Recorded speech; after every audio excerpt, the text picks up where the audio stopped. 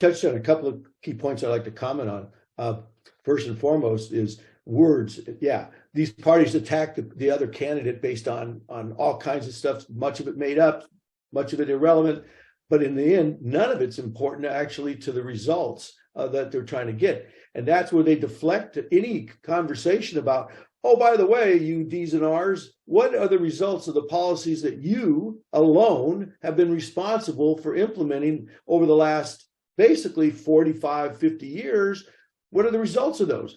Both of these national parties have had multiple opportunities when they control both houses of the legislature and the presidency.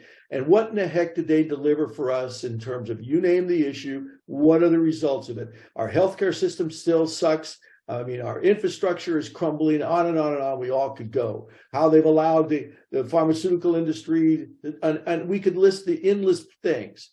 So it's time for people to look in the mirror and say, you know what?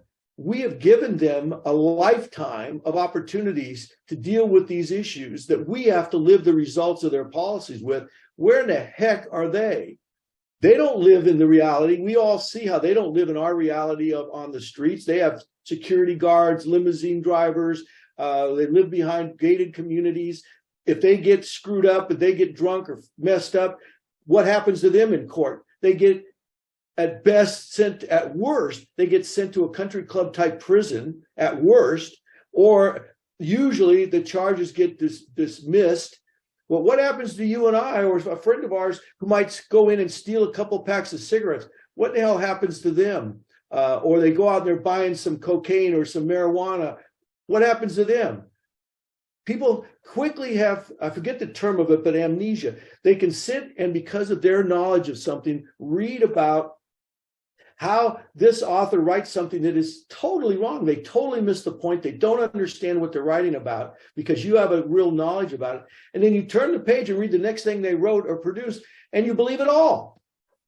And you just forget that these two parties have delivered for us how many wars, how many deaths by fentanyl, OxyContin, on and on and on. We could go the list. And people have to wake up and realize we're tired of words. It's time to get a new kind of political party in there that will break up this stranglehold on our system so that we can actually begin to effectively come up with new types of solutions to deal with the significant issues we have in our country and in the world that we deal with.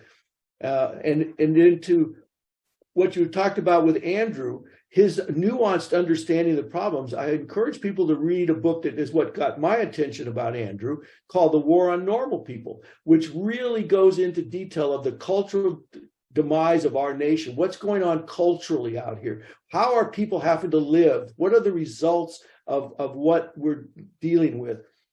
And that gave me a real understanding. He really understands much of these problems and the impact on normal people's lives.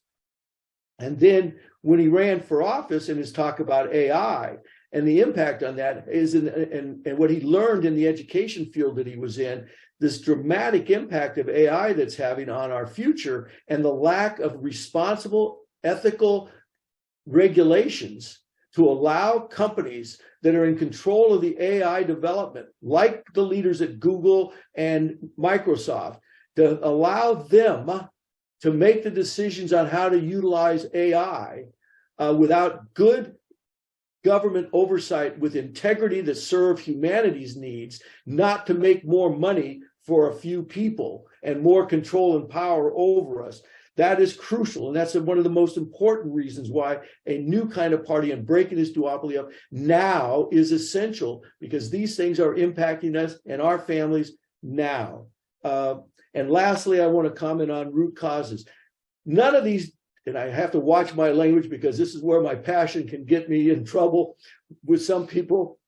But the fact of the matter is, nobody in these darn two parties deals with the root causes of any of these issues. It's all about putting Band-Aids on the surface so that they can put in policies that will enrich the special interest while they, quote, try to solve them. They're not solving them. They're getting filthy rich while our homeless population grows, our drug addiction grows, on and on. Our health industry watches as Americans get fatter, more obese, more sick, and die at higher rates. We have some of the worst death rates for birth in the modernized world. And here we are in America, and yet we can't even birth healthy children at a rate that is responsible. And people will not understand that these are the parties who've given us every frickin' regulation that has developed these policies. And to think that continuing with the support of any of those in the leadership of these parties is a vote that says, I'm satisfied with the status quo, and I'm a chicken shit, quite honestly, that I won't stand up and have the courage to change my party registration and help a new kind of party get birthed so that we can actually begin to help humanity and change us so we can create a more beautiful and just world that our hearts know is possible. And we have to get on that path now. And